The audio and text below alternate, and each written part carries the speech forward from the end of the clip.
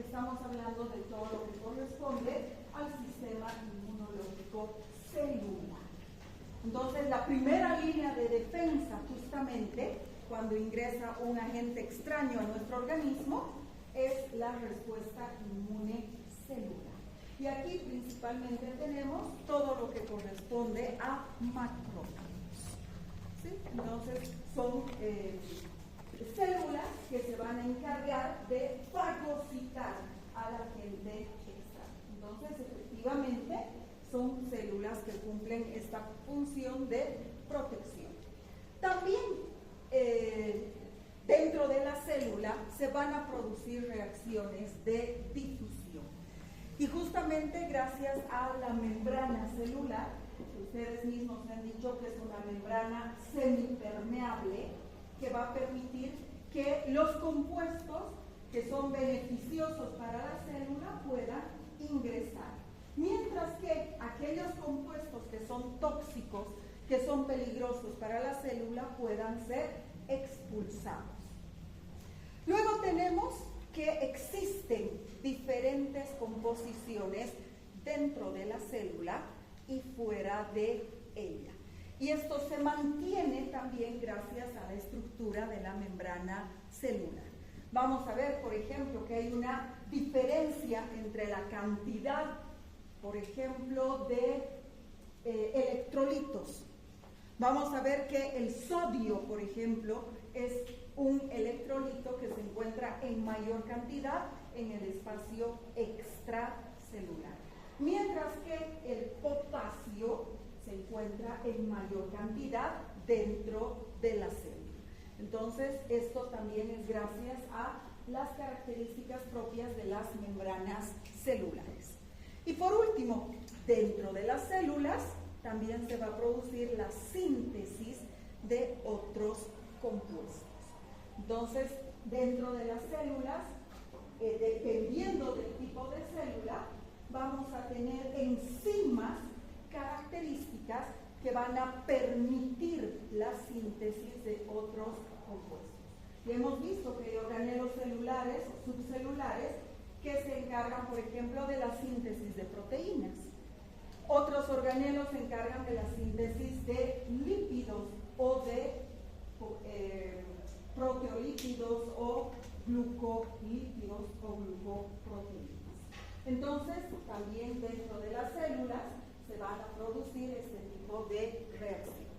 Si hablamos de las reacciones químicas que se producen dentro de las células, no podemos olvidarnos de la acción que tienen las mitocondrias.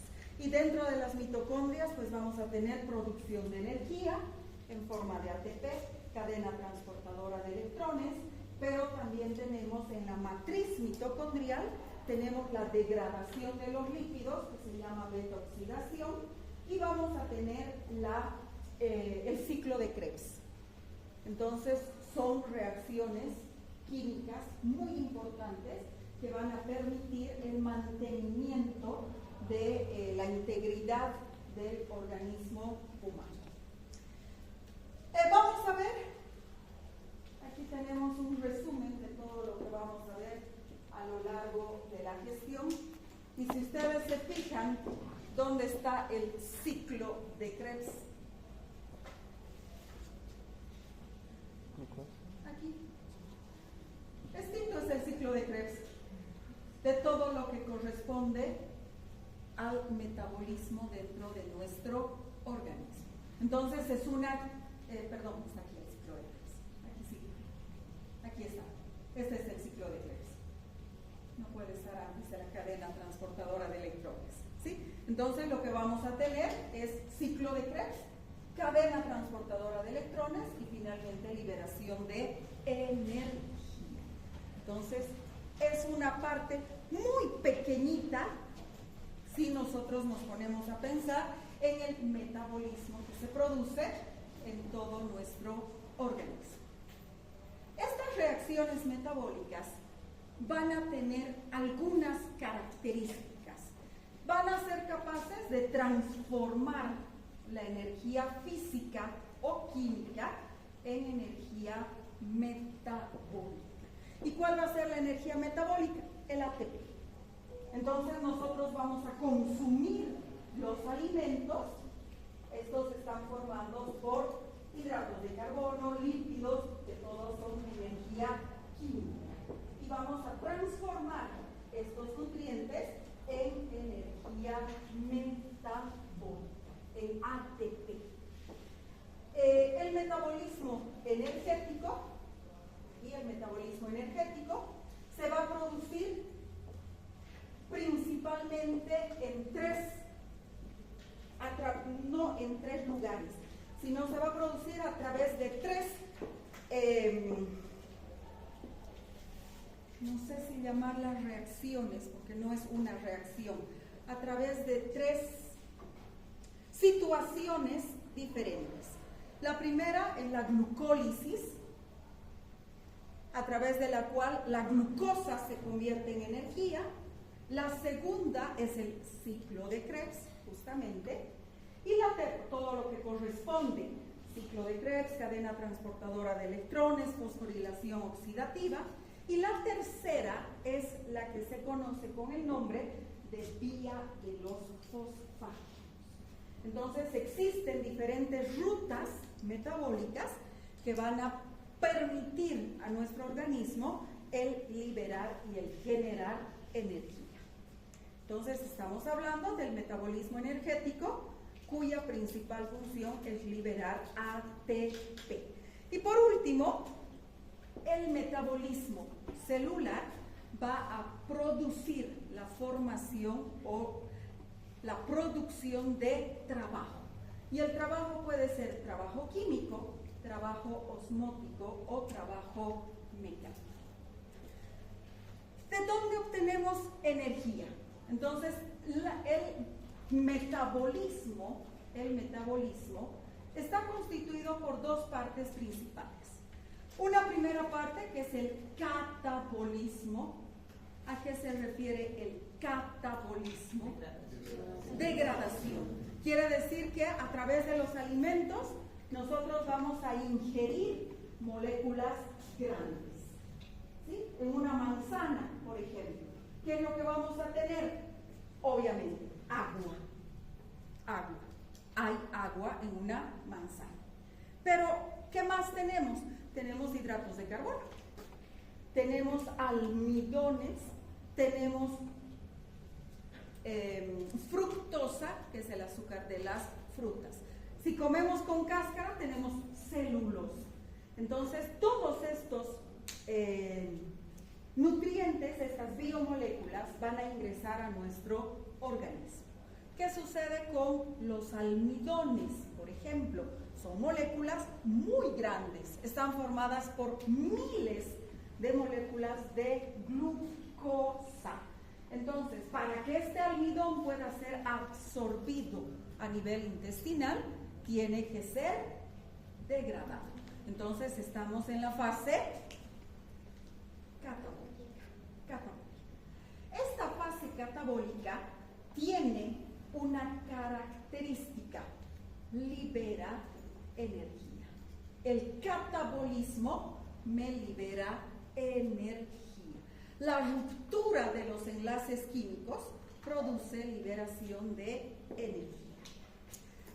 Una vez que estos nutrientes han sido degradados hasta sus unidades funcionales y estructurales, ahora van a ser absorbidos.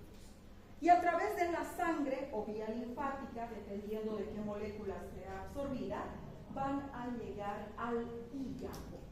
El primer destino de todos los nutrientes, bueno, de casi todos los nutrientes, vamos a ver que los lípidos van a dar una vueltita antes.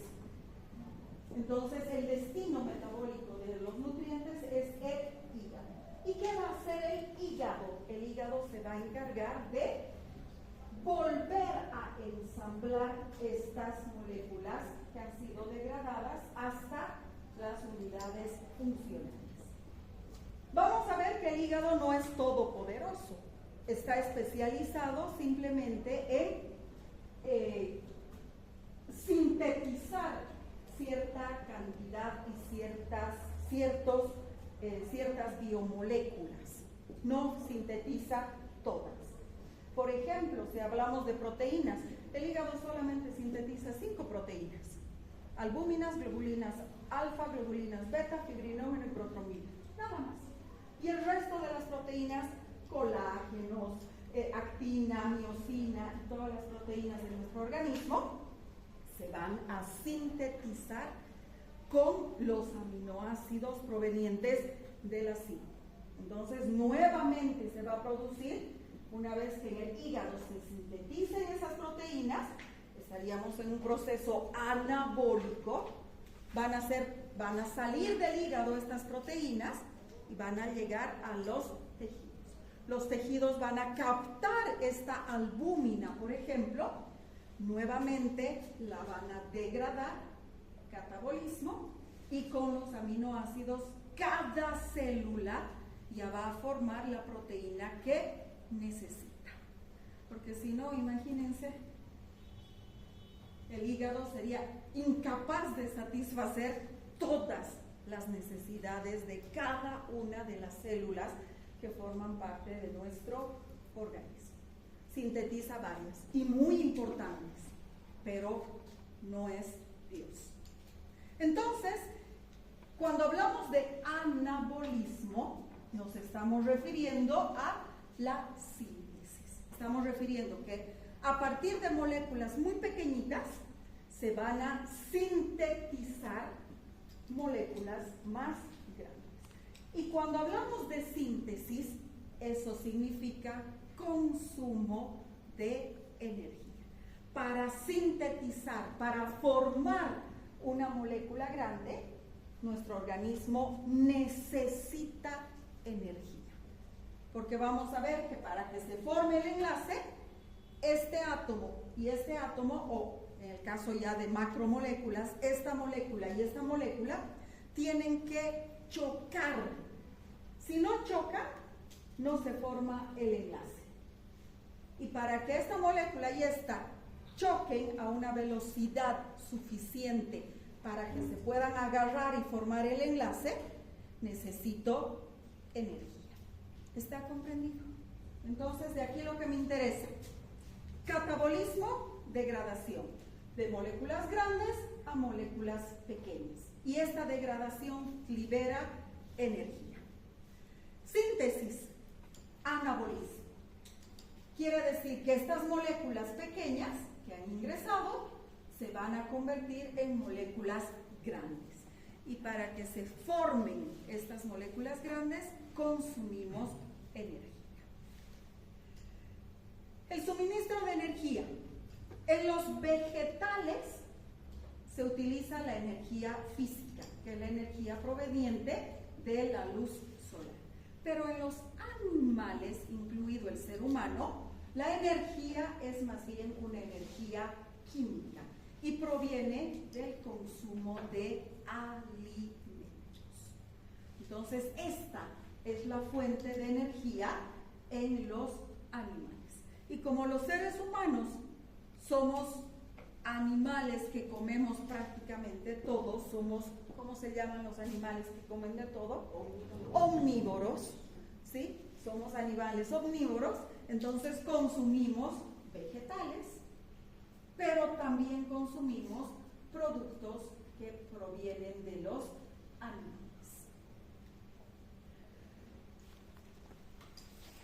El ser humano tiene una particularidad. El ser humano presenta, cuando hablamos de metabolismo, dos situaciones.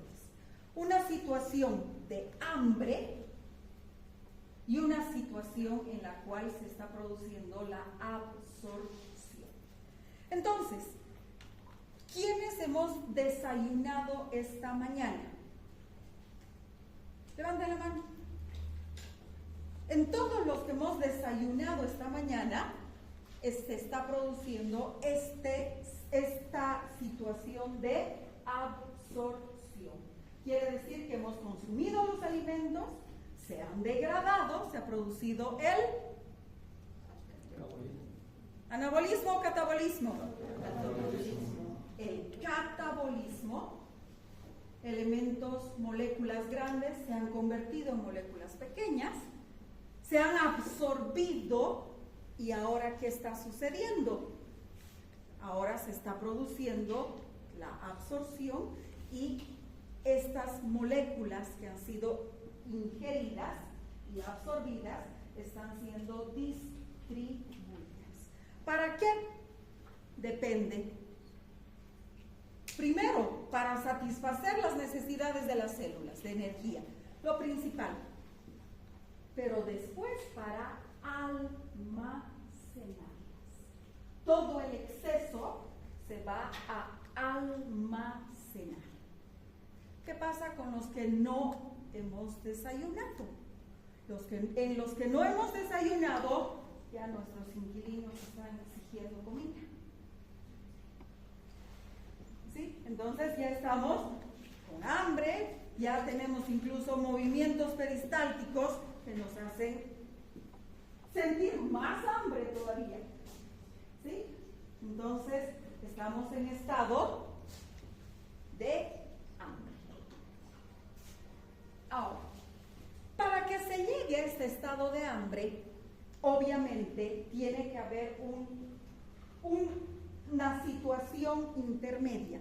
Así como cuando nosotros consumimos alimentos, vamos a tener una situación posterior, que es justamente el metabolismo de estos alimentos, satisfacer las necesidades de las células y almacenamiento.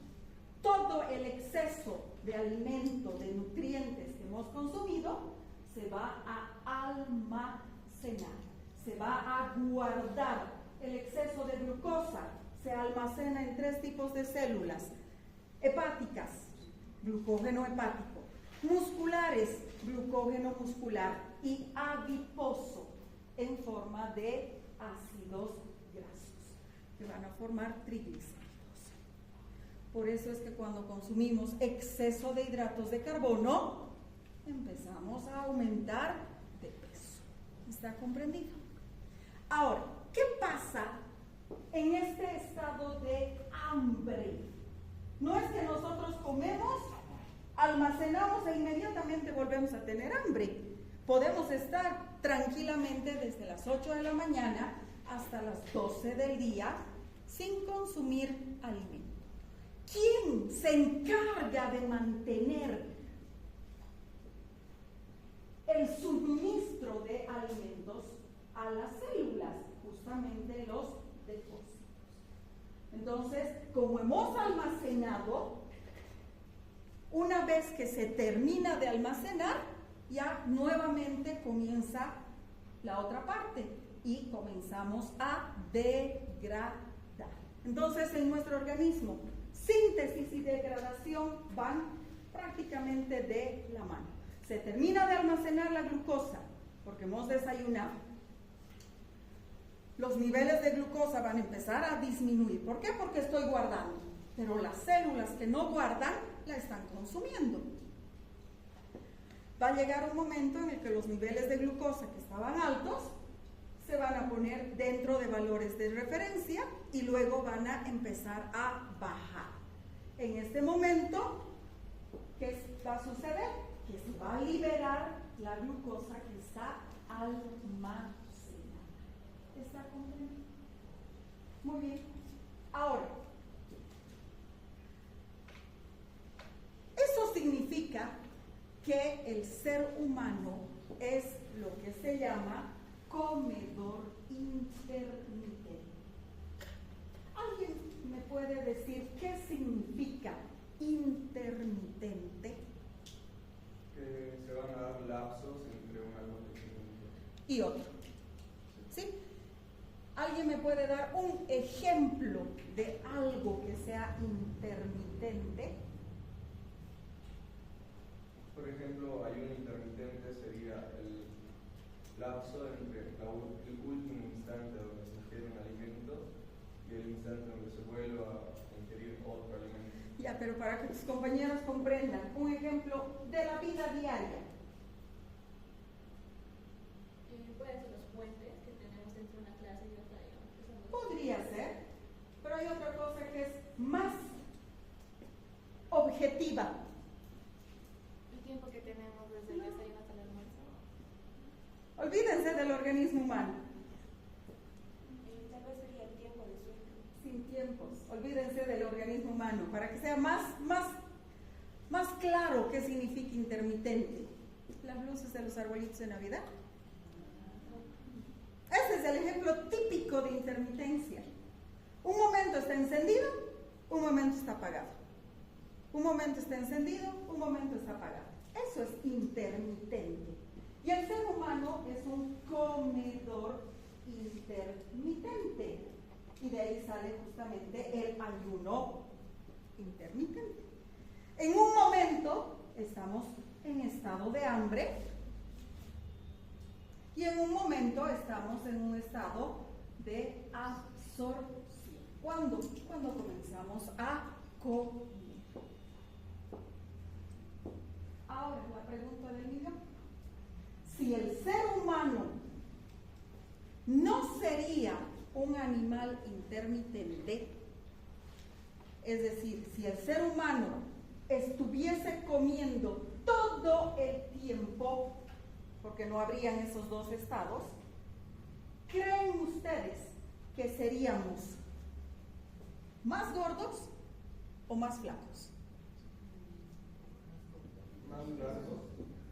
A ver, no me expliquen todavía. Por aquí alguien ha gritado y ha dicho más flacos. ¿Tú crees que seríamos más flacos? ¿Alguien está de acuerdo con su compañero? ¿O creen que seríamos más gordos? ¿Qué opinas? Más gordos. Más gordos.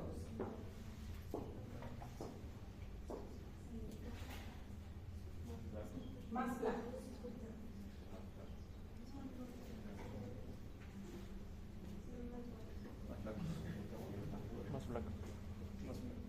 Bueno, más flacos. Si estaríamos comiendo todo el tiempo, les aseguro que no habría obesidad. ¿Por qué? Porque al momento para la absorción de los alimentos hay un gasto calórico. Ya. Entonces, al haber una mayor ingesta de alimentos, incrementaría bastante el gasto calórico para intentar absorber esos alimentos. Ya. Y la absorción no sería tan efectiva. Puede ser. Tendríamos un metabolismo muy rápido. Tendríamos un metabolismo más rápido. Y hay una cosa mucho más importante. No podríamos almacenar. No podríamos almacenar. O sea, si no fuésemos comedores intermitentes, lo que comemos lo utilizaríamos. Somos comedores intermitentes, ¿por qué? Porque hay este periodo de absorción y de almacenamiento. Entonces, comemos, a veces en exceso, ¿sí? Comemos y estamos tranquilos, 3, 4, 5, 6 horas. Peor todavía en el ayuno intermitente, 12 horas que no se consumen alimentos. Pero ¿cuál es el problema? Que si comemos en exceso, ese ayuno intermitente no funciona. ¿Por qué? Porque todo el exceso se almacena. Y se almacena, y si se almacena en forma de grasa. Si se almacena en forma de grasa, aumentamos de peso. ¿Está comprendido? En cambio, si comeríamos, si no tuviésemos esta situación en la que almacenamos energía, no aumentaríamos de peso y consumiríamos solo la cantidad que necesitamos. Consumimos, utilizamos, consumimos, utilizamos, consumimos, utilizamos. En esto se basan las dietas para los diabéticos. No pueden almacenar, entonces, ¿qué hacen? Comen más seguido. Un paciente diabético no puede estar 2 horas sin consumir alimento, pero en menor cantidad. Su desayuno no puede ser un pan con huevo, café con leche, con azúcar, no sé, con mermelada, ¿no? El paciente diabético va a consumir su café o su café con leche, sin azúcar, con edulcorante y medio pan. Porque si come uno, ya su glucosa se va a las nubes. Y me dirán, pero no va a aguantar hasta las 12 del día. Por supuesto. Si desayuna a las 7, a las 9 tiene que consumir otra cosa, otro medio pan, un yogur, media manzana. Entonces consume más seguido, pero porciones más pequeñas. ¿Está comprendido? ¿Sí? Muy bien. Bueno, aquí vamos a quedar. Solamente nos quedaría la producción de trabajo. Entonces el día lunes, no, mentira, el jueves directamente.